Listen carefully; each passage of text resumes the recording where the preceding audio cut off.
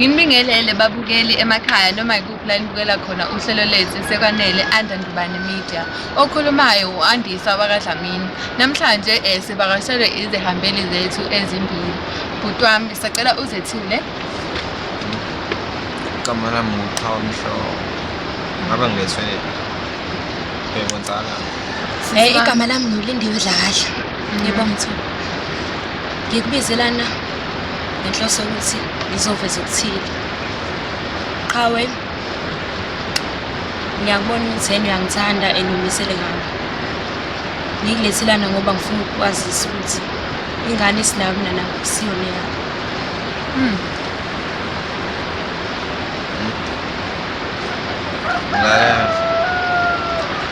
Qhawe, ngisacela ukuthi ungangizwakali, kodwa lokho kwenzekile kube yiphutha.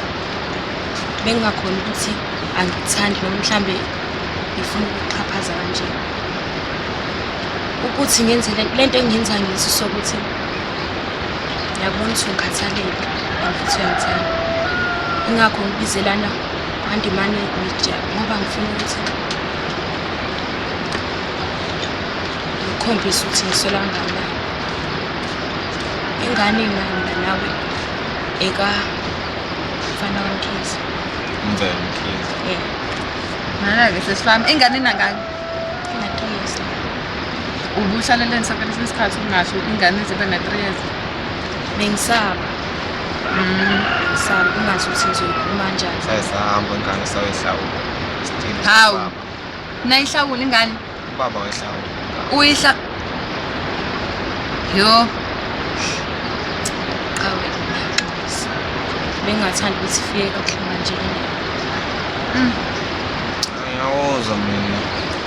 Ngiyawuzwa.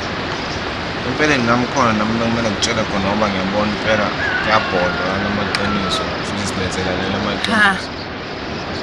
Impela nami bengazi sikhona kuyangithusa manje ukuthi bengazi sikhona ingane ngiyona yami.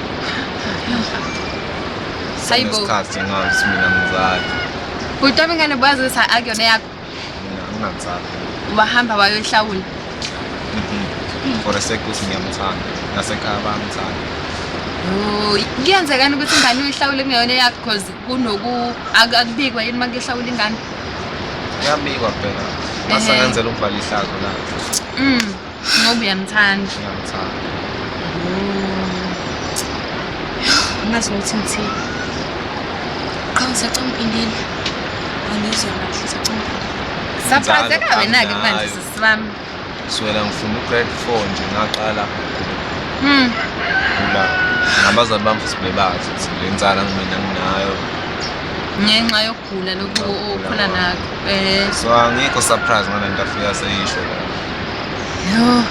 and futhi ngimele ukwazi ingane mina eyami ngisayithanda ukuthi wena wenza into zakwanga Ngazi ukuthi ngithini qhawe. Ngazi. Sesibonga khona lokho bhuti wami ukuthi ingane uyasho ukuthi usayithanda noma wazi kahle ukuthi ngiyona yakho ngoba abaningi abantu besilisa abakwenzayo. Ngindene ngiyazangitshela ngoba usezowakhipha iqiniso. Uyabona kodwa ukuthi ukuhlakanipha kuyaphela ukulima kuphela. Ngibonile ngabami namuhla. Qhawe, ngiyabonga ukuthi ube neqiniso kulo. Kube bekomunye umuntu mhlambe engekazazi asho. Ngizaqhubeka akhuluma amampunge mhlambe ethi mina ngamanga like engalivumi iqiniso ukuthi kwayena ukanje. Ngiyabonga ukuthi Uyavuma ukuthi nawe uyazi ukwazi ukuthi uneqiniso ukukhuluma ukuthi nawe unenkinga kanje. Ngiyabonga ngokuqiniso nje.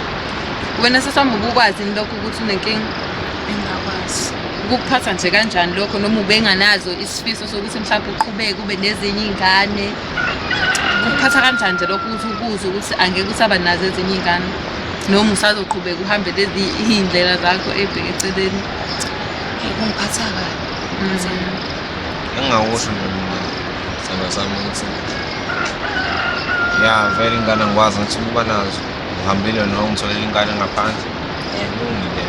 Engingakusho ukuthi angiboni ngoba kutshela lento leyo ukuthi kulungile ingane soyi-adoptha nani uma-starting ezinye ingane le khona ninankinga nayo usayithatha njengengane yakho kuphele ngisho ukuthi gcine nje lokho okwenzakile ukuthi uzohamba ongizona ingane ngaphandle kwalowo mjida mina wamithele ngibuka kanjani ngikubona njengesnipe namanje ngibuka kanjani ngikuzwa bhuti ukhuluma ngokuthi nge-adoption, so you are open to the idea ukuthi mhlawumbe ninga-adopt ezinye iy'ngane. ya vele ayikho into esingayenza as long as yena esathanda ukuhlala node eyangaphandle ezinye iy'bongo engizaziyo Wena sisi wami ubusayifuna ezinye iy'ngane? Yebo, bengisayidinga.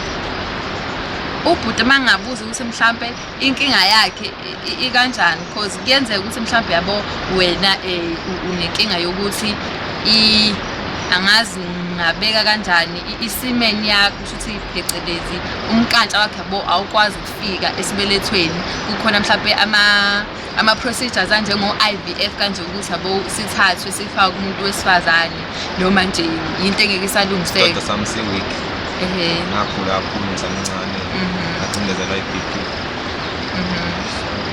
kwaba into kanje Into nje engeke isalungiseka. abazali bami bamukela not surprised Isithelo sami kukho konke kwenzeka ngisacela ukuthi sibuyicele. Mina ngiyabona nje for uqiniso. So busafuna wena ukuthi niqhubeke niye phambili nobudlelwane benu.